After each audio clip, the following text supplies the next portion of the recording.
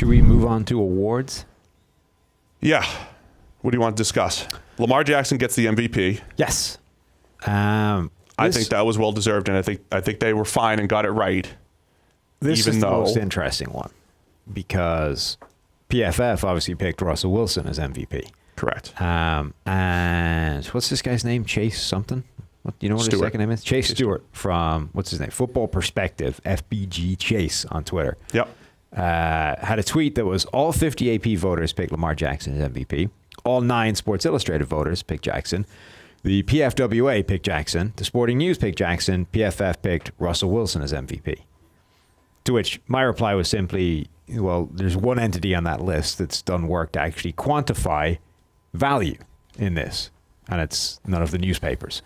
Now, the point is, so as you know, Steve, I think MVP is a stupid award. Okay. And should be abolished. Can we just, and I want to start this whole thing by saying I don't think anybody's like angry about Lamar getting the award. No, I think perfectly fine. Lamar had a good case. I think Russell Wilson had a good case. I think the differences between the two are gray enough that it's not clear-cut either way, and I think anybody saying it is working with less information than they need to be. Yeah. Now, my point is simply, so MVP is stupid, right? In most sports, what you're trying to do is recognize the most outstanding season of the year, right? That's the general idea behind MVP. In most sports, those are the same. The most valuable and the best, it's the same thing. In the NFL, we've created this game where quarterback is by far and away the most important position to almost the exclusion of anything else. As you just said, you know, an elite quarterback gives you a shot at the big dance every single year, regardless of anything else around him. Yep. Quarterback is everything. So the MVP is a quarterback every single season, or in theory. But anyway, in football, we spend our time tying ourselves in knots trying to parse out this idea of value. And it's silly because nobody ever gets anywhere. It's just like, well, what's more valuable? This guy has a terrible backup, so he's more valuable because if they lose him, they're screwed. Using the backup is the worst excuse ever. All of them are terrible. Like everybody comes up with a theory of what is value, and it's all dumb. It's ridiculous. It's subjective idiocy that makes no sense in any realm, but that's the reason people use to back up value of MVP. Right? So we actually stopped giving this award for years because it was so ridiculous. We created the Dwight Stevenson Award, which is the best player, period, regardless of position. We brought it back because smart math people came on board, Eric and George, and those guys started to do serious legwork in quantifying what value is from a winning perspective. So not, contract, not actually what players play is quantifiably impacting their team's chances of winning games, right? Which ultimately is the whole point in all of this, right? So they devised this PFF WAR metric. Now, they're not the only people that have done work in that area, but I'm pretty sure that you got called out on, too. Well, only because people can't read tweets, right? It's 280 characters. Is reading all of them really asking too much? That's my point. To which apparently the answer is yes. Anyway, so we're not the only people that have done work in this area, but I'm pretty sure we're the only people that give out awards that have, which is a key differentiator here. Because while everybody else picked Lamar Jackson, we have actually looked into which guy's play has the most impact on their team winning and losing games. And by that, it's Russell Wilson. Now, by the way, I also imagine it's very difficult to parse that out if you don't have play-by-play grading. If you don't truly have something that evaluates the right guard or right tackle on a given play, it is tough to give proper credit. It is. On a play or in a game or for the season. It's also a big problem because a lot of people have no interest in separating out an individual's performance from the unit that they are attached to, right? So think of offensive linemen, right? For years, offensive linemen, we don't have any information. So who has the best offense? Who gets sacked the least? Who has the most rushing yards? Their offensive lineman's probably great. Here's an example. I was just researching something on Pro Football Reference, a site that's got a lot of good stats on there. And in 2013, Peyton Manning's record-breaking season, their approximate value figure, which essentially says if you're on the field while good things are happening, we'll compare you to other guys at the same position where stuff happens and see. So the highest approximate value that in 2013 Peyton Manning season was Louis Vasquez. He had a 20 in this number. Peyton Manning was a 19. So Peyton was clearly like the influence of all these numbers, but Louis Vasquez was the right guard during this stuff and got all the value. So it's very difficult to do. I mean, there are terrible offensive linemen that have gone to the Pro Bowl based off the fact that they have an elite quarterback like Peyton Manning. They're in a good offense. Who protected them. So this is part of the problem, right? Lamar Jackson was spectacular this year, right? But clearly there is an impact, an influence that the system had on him, right? This idea of we create a custom offense 100% tailored to your skill set, which will make your life easier, right? That has an impact. Now, the flip side of that is Russell Wilson was in an offense where almost the opposite was happening. It was like, you're amazing. We are going to make your life as hard as humanly possible by running the ball in second and long and basically hoping you bail us out when it goes badly.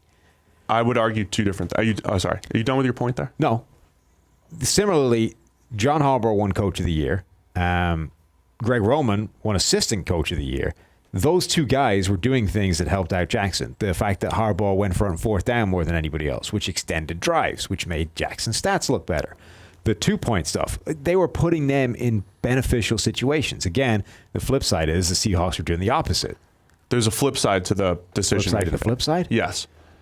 Lamar Jackson is the talent that they built that custom system around. That's where it gets complicated, right? Now, you have to acknowledge the impact of other people around them, right?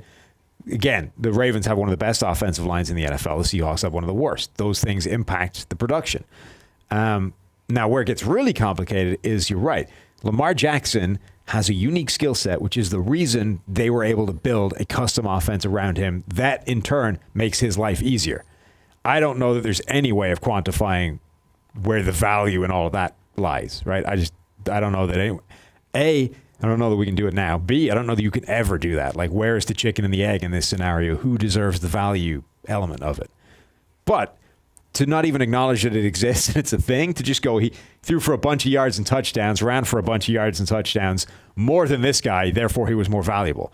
That's just stupid. Like, that's genuinely dumb. We're really not going far enough. We're trying to get to the nuance of this thing. Right. And which is a challenge, admittedly is a challenge, but we're trying to. Yes.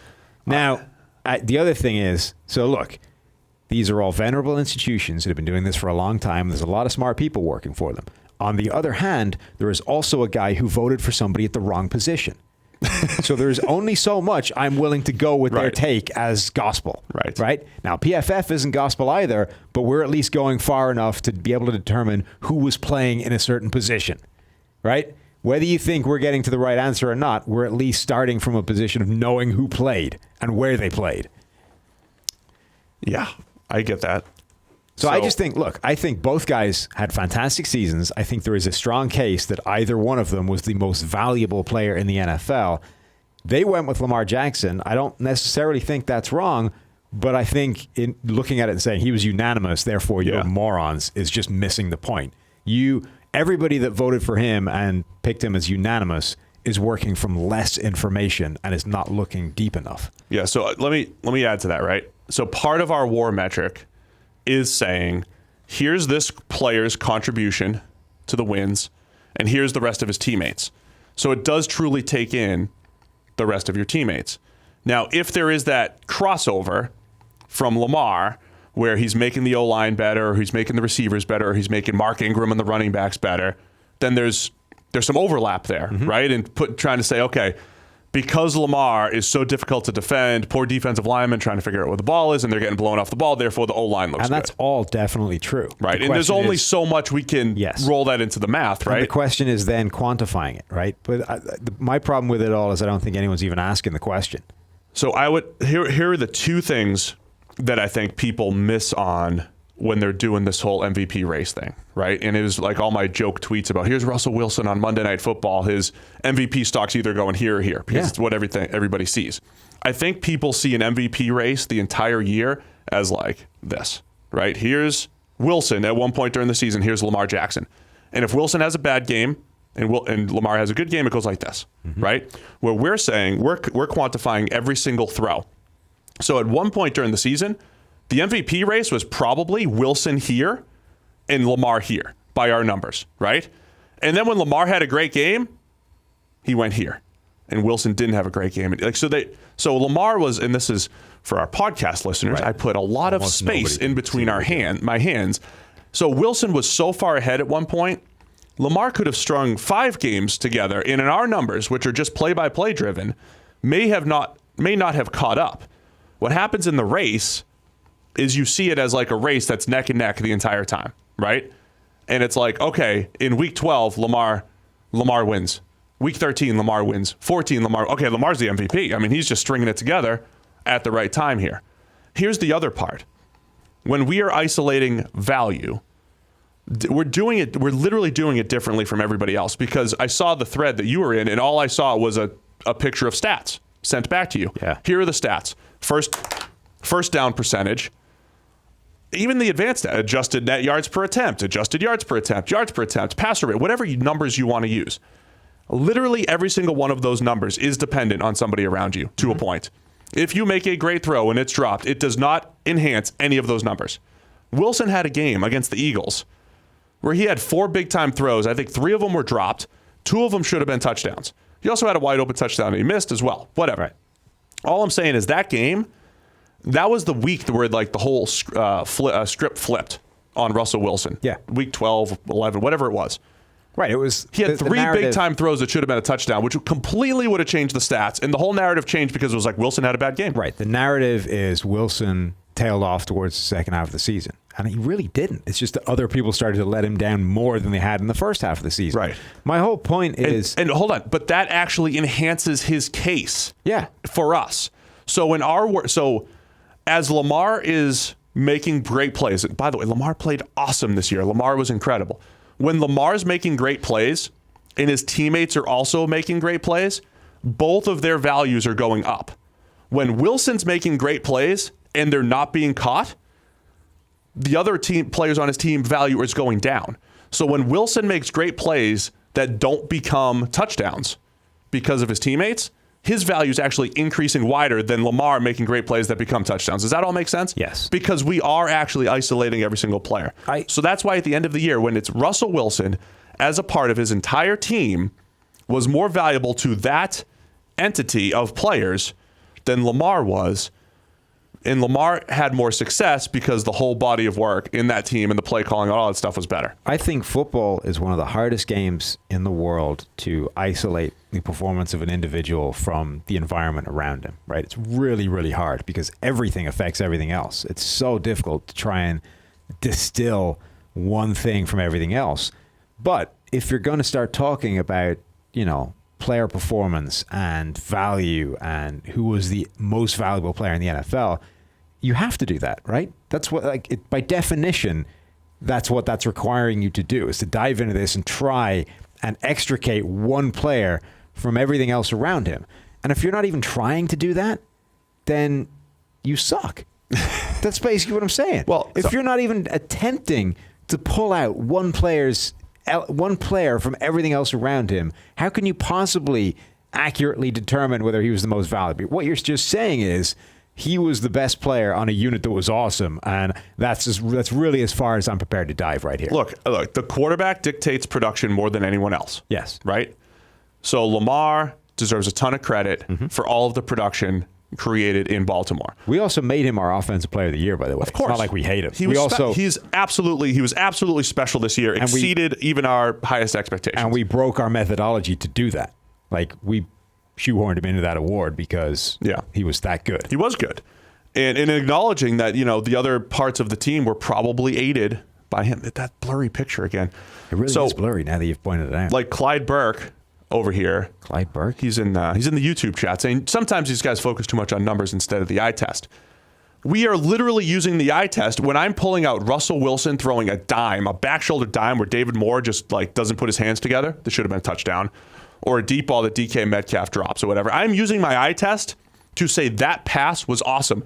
Where people are wrong is when they get to the end of the game and Lamar threw 5 touchdowns and one of them was a screen and one of them was a swing pass to Mark Ingram. You're not using your eye test. The eye test on that is that was an easy pass. The emotional test is that's a touchdown, that's great.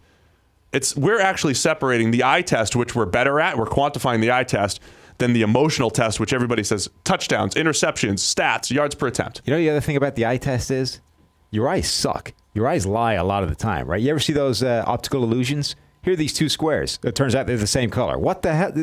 You know what I mean? Do I have a brain tumor? No, they are the same color. Your eyes suck. How about the dress They thing? can lie to you. Right. The yellow dress that was blue. Is this yellow or blue? Your eyes lie all the time, right? So just having a look at something going, well, my eye test says this guy's amazing. All right. Maybe your eyes are lying to you. Maybe if you look a little bit deeper, you'll find out that actually there's more to this. So Lamar, the eye test is a thing that sounds great, but actually might not be. Lamar was awesome. I Yes. think he deserved MVP.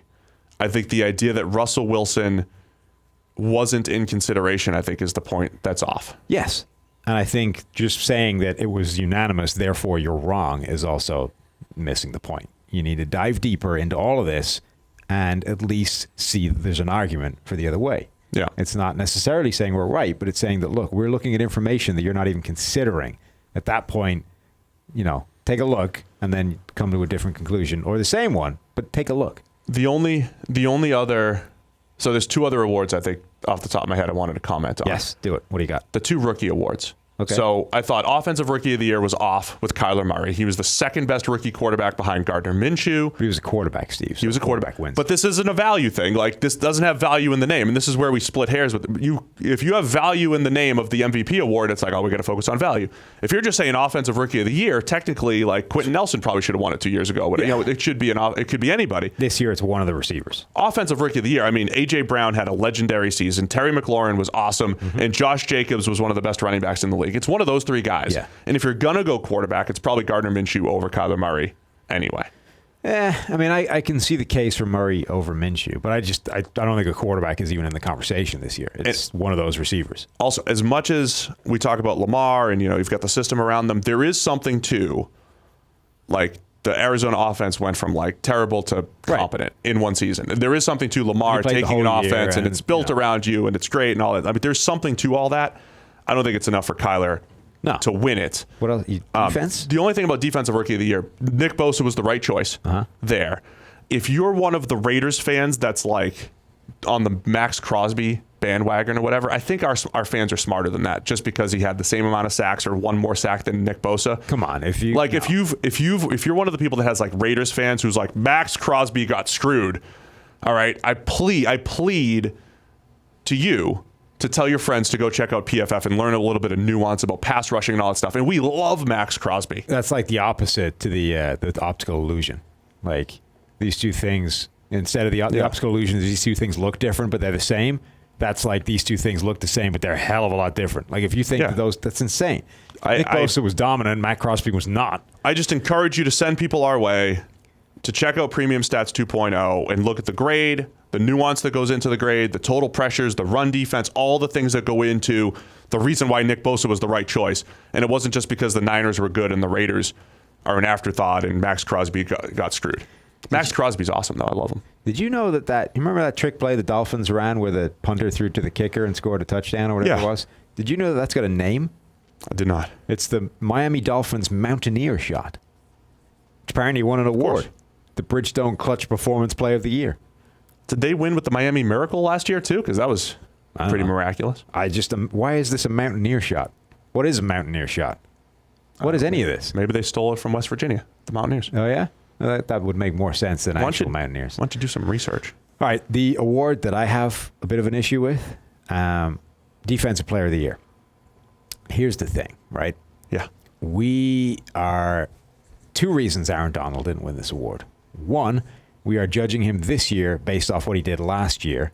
And 2, we're getting bored giving the award to Darren Donald. I think it's more boredom. Right? Darren Donald is still the most dominant defensive player in the NFL, even though he was not anywhere near as good as he was a year ago. But what you need to bear in mind is what he did a year ago might be one of the best single seasons we have ever seen in the game from a defender, right? He was chasing the sack record as an interior player that's double teamed half the time. That's ridiculous. Like, the fact that he was even doing that is one of the most ridiculous things that's ever happened. That shouldn't have happened. It's nuts. So, yeah, he took a step back. On the other hand, he was still better than everybody else this year. Like, that's how far ahead of everybody else he was a year ago. He still led all interior defenders this year by about the same amount of pressure as he did a season ago. So we have sacks, hits, and hurries as pressures, right? Total pressures. But we also have this thing that we've mentioned before these defeated blocks, which are these plays where you win as a pass rusher, you beat your block, but the quarterback gets rid of the ball. He never even knows you're coming, right? The ball's gone before you have a chance to turn that into pressure. Now, counts as a win for us, essentially. So you want to reward pass rushers and penalize pass protectors in those plays, but it's not pressure because the quarterback never even knows about it. So we have a way of quantifying that. Now, those are really susceptible to changes in the rest of the defense, right? If you're like the coverage versus pass rush thing. If your coverage suddenly sucks, you get a lot of those in the air when you didn't before, right? Coverage is tighter. The quarterback has to hold the ball a bit longer. This year, if you add those plays in, Donald shoots back to the very top of the NFL. Like total pressures, Zadarius Smith led the NFL this year, and Aaron Donald was somewhere lower. If you add in those plays, Donald jumps Smith, right? So he was winning, not as much as he was last year, but he was winning more than anybody else on defense. But so many of those plays this year, the ball was gone, and he didn't have a chance to actually impact the pass. But those are still pass rushing wins. He was still dominating his man at the line, but other people around him, the environment thing again, meant that it didn't get to be credited to him. I pulled these numbers a couple weeks back, and I can't remember the exact thing. I think this was the third best win percentage of his career. Last year being the best and the best we've ever seen. And of the best 6 seasons, I think, for interior defensive linemen, it's like Donald 5 times and Watt once or something to that effect, right? This was third best that we've ever seen as far as just winning for an interior defensive lineman. Yeah. Winning those blocks. So, yes, Aaron Donald was overlooked again, and because the Rams didn't have success, we had him with 14 sacks still, right? Yeah, I mean, he was still somewhere good. Like, the fact that sacks still moved the needle. We had him with 14. I don't know what the official NFL number was. It was like 10 or something. The fact that sacks still move the needle, him as an interior lineman, like when John Randall used to do it, an interior lineman used to do it, it was like, whoa, 10-sack season. We had Donald with 14, Cam Hayward with 10, and Jordan Phillips, sorry, Bills fans, with a very lucky, overrated 10 sacks 12.5 for Jordan Phillips. The NFL has so 12.5 sacks for an interior lineman immediately put your name in that conversation. But again, the standard has been set so high. Because a year ago he had 20 sport. and a half, right. 20.5. So we're like, well, the guy sucked this year. Like, Donald was still the best defender in the NFL. It's the second highest sack total of his career. Right, and probably will be until he retires. Yeah. Like, he's the best defender in football. And if we're not giving him Defensive Player of the Year, it means one of two things. Either somebody had an absurd season for the ages, or he got injured. Like, neither of those two things happened. Therefore, Donald was the Defensive Player of the Year. You want to get rid of me and get back to more great PFF YouTube content? All you have to do is push that button right there and subscribe. Thanks for watching.